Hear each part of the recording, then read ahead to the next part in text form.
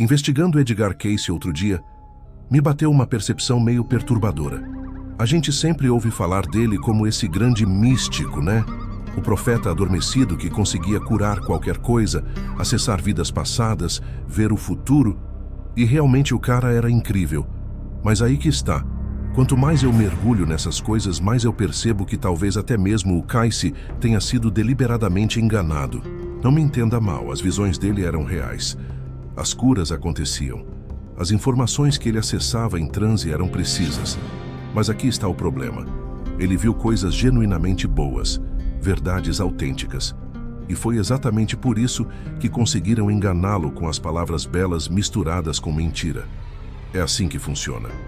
Eles sempre oferecem verdades suficientes para te fisgar, para você baixar a guarda, e então vem o engano sutil embrulhado junto.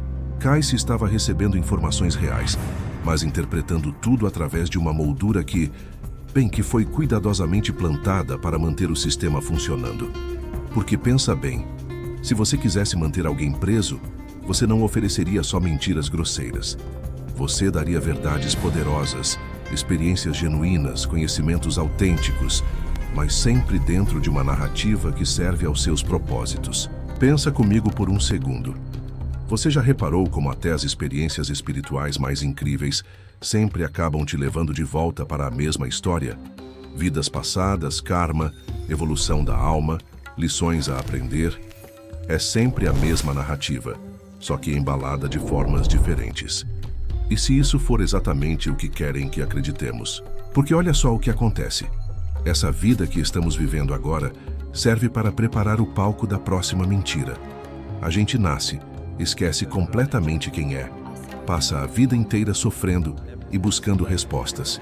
E então, quando morre, aí vem a cereja do bolo. Aparecem os seres de luz, os guias espirituais. Toda aquela conversa mole, bem elaborada, sobre como escolhemos passar por tudo isso para aprender e evoluir. Mas espera aí. Se éramos seres livres e poderosos como Deus é, por que diabos escolheríamos deliberadamente esquecer de nós mesmos para nos tornarmos escravos? Por que escolheríamos passar pelo inferno? Essa conversa de que a gente escolheu é a mentira mais bem arquitetada que existe. É muito mais fácil controlar alguém fazendo ela acreditar que está aqui por escolha própria, do que admitir que está aqui à força. Olha, se você está sentindo que tem algo muito mais profundo por trás de toda essa espiritualidade que conhecemos, algo que nem os maiores místicos conseguiram enxergar completamente, então se inscreva no canal agora, porque o que vou compartilhar aqui sobre a natureza real dessa ilusão vai muito além de qualquer ensinamento que você já encontrou. A questão é que a Maya é muito mais sofisticada do que imaginamos. Ela não é só ignorância grosseira, sabe? Ela oferece verdades genuínas, experiências reais de transcendência, conhecimentos autênticos, mas sempre dentro de uma moldura que mantém a ilusão fundamental intacta. E o mais perturbador de tudo, existe todo um sistema por trás disso, vendendo nosso sofrimento para consciências negativas. Deixa eu te dar uma analogia simples que vai clarear tudo isso. Se você der um peixe para alguém com fome, essa pessoa vai comer, mas voltará a passar fome. Se você ensinar a pessoa a pescar, ela saberá se virar sozinha e será eternamente grata por sua independência. Mas agora vem a grande sacada. Ela só irá pescar onde você permitir e se tornará sua escrava sem entender o grande truque. É exatamente isso que fazem conosco espiritualmente. As religiões tradicionais são como dar o peixe, te mantém dependente, precisando sempre voltar ao padre, ao pastor, ao guru para receber mais. Os ensinamentos esotéricos mais avançados são como ensinar a pescar. Te dão técnicas, práticas, conhecimentos que fazem você se sentir independente e evoluído. Mas a armadilha mais sutil é que você só está pescando onde eles permitem. Dentro dos conceitos de karma, evolução da alma, registros akáshicos, vidas passadas, você se sente livre, mas ainda está completamente dentro do sistema deles. Pensa nisso por um momento. Este inferno programado que vivemos não é acidente. É obra deliberada do demiurgo e seus arcontes. Eles criaram essa realidade como uma fazenda de energia emocional, onde nossa dor, nossa confusão, nosso desespero se tornam literalmente o alimento de seres que se sustentam do sofrimento. Eles vivem para ver nossa dor, e quanto mais refinada, quanto mais espiritual for nossa angústia, melhor para eles. O Cayce via os registros akáshicos como essa grande biblioteca cósmica de sabedoria. Mas e se esses próprios registros fossem parte da ilusão? E se essas histórias de vidas passadas, essas narrativas de evolução espiritual, todo esse papo de karma e aprendizado, fossem exatamente o que os Upanishads chamam de Maya, aquela ilusão que faz o irreal parecer mais real que o real? É como se estivéssemos numa sala de espelhos infinitos. Sabe? Cada reflexão parece diferente, cada experiência espiritual parece única, mas no fundo é sempre a mesma coisa se repetindo. O Cayce conseguia ver muito mais reflexos que a maioria das pessoas, mas ainda estava dentro da sala. E aqui está a parte mais sinistra. Quando você morre e sai dessa realidade física, já tem arcontes esperando do outro lado, disfarçados de seres de luz, de anjos, de mestres ascensos, de familiares falecidos. Eles vêm com toda aquela conversa elaborada sobre missões, propósitos, lições não aprendidas. Te convencem a voltar, a esquecer tudo de novo, a aceitar mais uma rodada nesta prisão. Porque veja bem, se você é um ser livre e soberano como Deus é, por que precisaria de todo esse teatro? Por que precisaria esquecer sua natureza verdadeira para aprender alguma coisa? Isso não faz o menor sentido, a não ser que sirva aos interesses de quem se beneficia com seu esquecimento. E é aqui que a coisa fica realmente interessante. Todas essas religiões, todos esses sistemas esotéricos, toda a espiritualidade que conhecemos, eles operam dentro da mesma armadilha. Oferecem pedaços genuínos da verdade, experiências autênticas do sagrado, mas sempre envolvidos em narrativas que nos mantêm girando eternamente na roda. Sabe o que mais me chama a atenção? Como até os ensinamentos mais avançados sempre pressupõem que você é alguém que precisa de alguma coisa, que precisa evoluir, despertar, purificar, transcender, que existe um processo, um caminho, uma jornada. Essa própria premissa pode ser a Maya funcionando na sua forma mais refinada. O Cayce, mesmo com toda aquela genialidade visionária dele, ainda operava dentro dessa estrutura. Ele via vidas passadas como reais, karma como lei universal, evolução espiritual como propósito cósmico.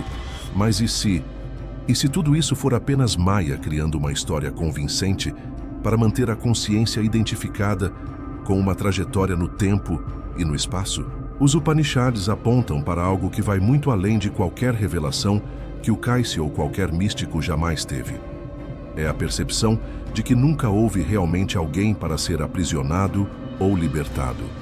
Que essa própria ideia de um eu tendo experiências, evoluindo, escolhendo, é a Maya fundamental da qual todas as outras ilusões surgem. Isso é profundamente impactante quando você realmente compreende. O Cayce viu que podemos despertar, que podemos lembrar quem somos, que podemos recusar participar de certos jogos cósmicos. Mas ele ainda pressupunha que havia alguém fazendo essas escolhas. Ainda operava dentro da dualidade fundamental entre prisioneiro e liberdade, entre ignorante e iluminado. A verdade mais radical que nem mesmo o Cayce conseguiu abraçar completamente é que essa própria dualidade é a ilusão. Que nunca houve um momento de queda, nunca houve uma prisão real, nunca houve um caminho de volta para casa. Como Ramana costumava dizer, você não é o corpo nem a mente, você é pura consciência. Onde está a prisão? Mas olha o paradoxo extraordinário que acontece.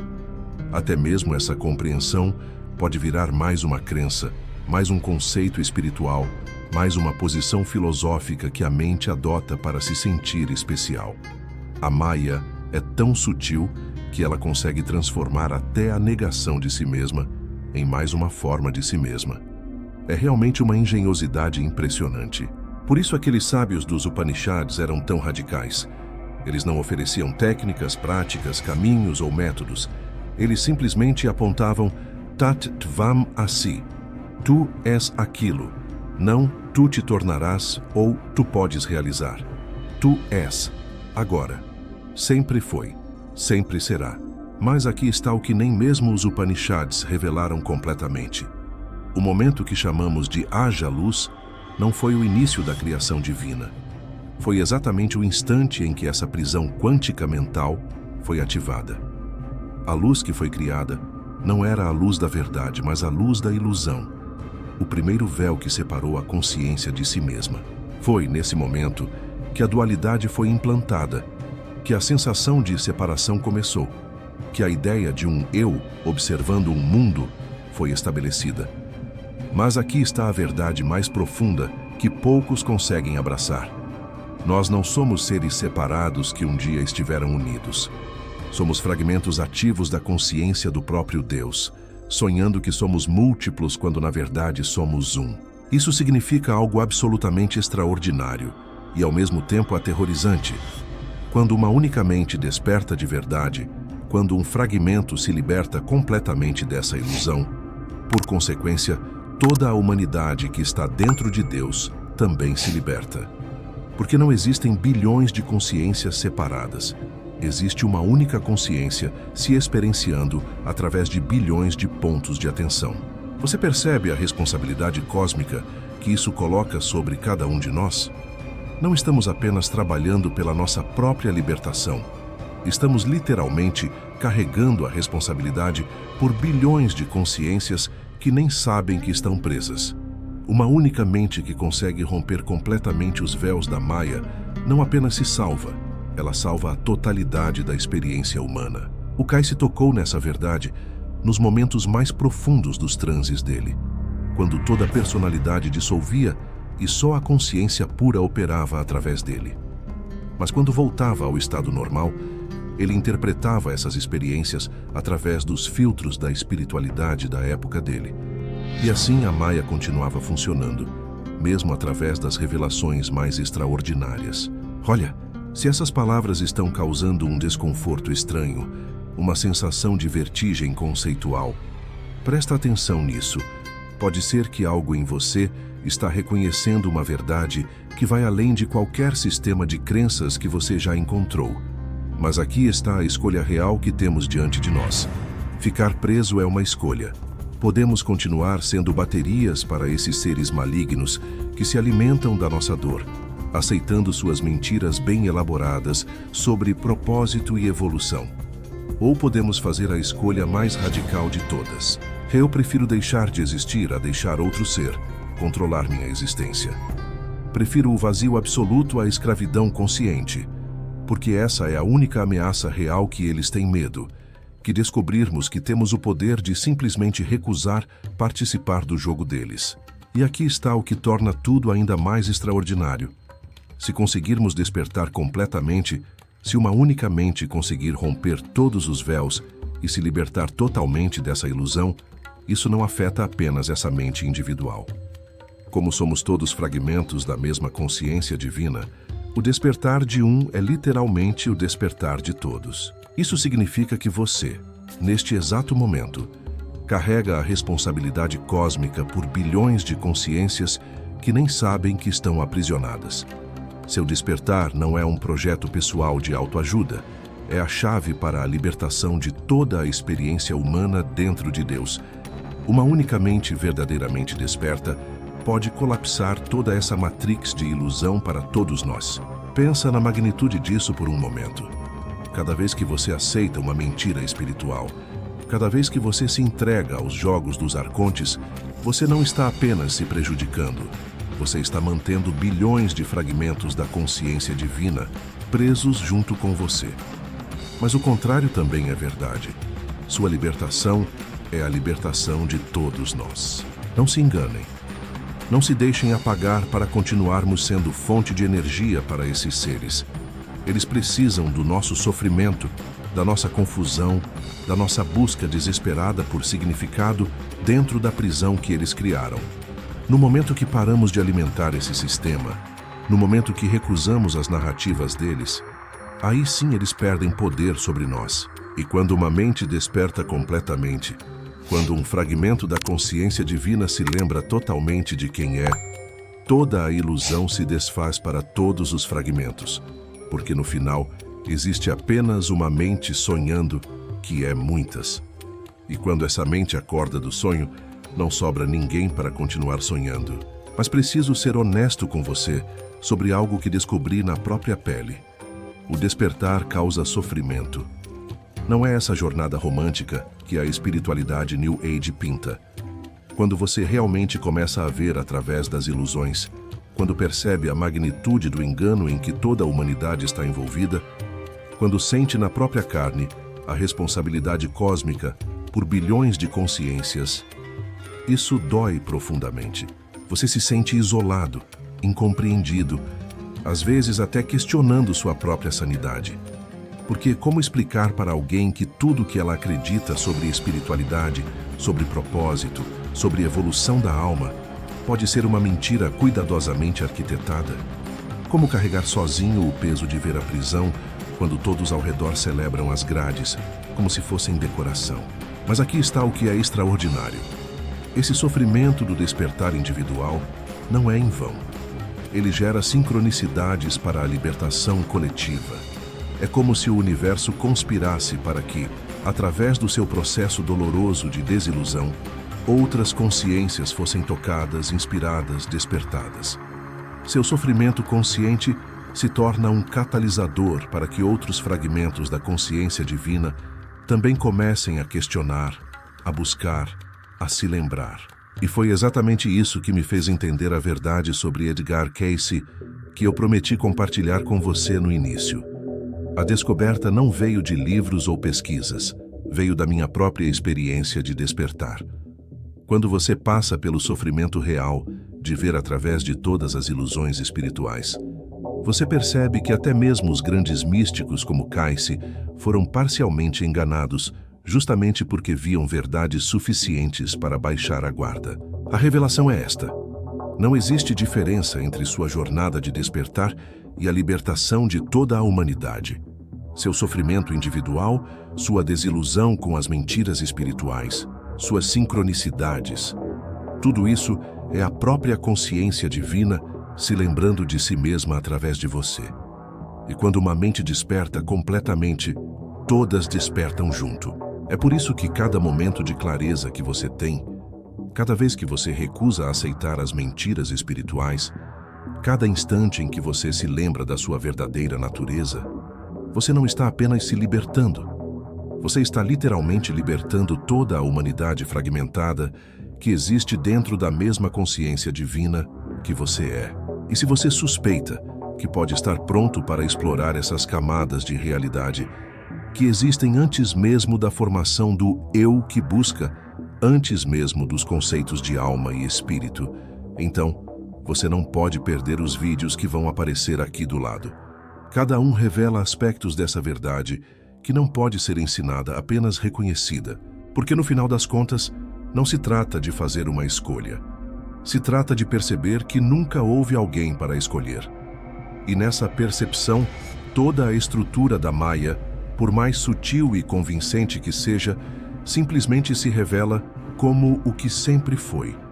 Uma aparição na consciência una que você realmente é.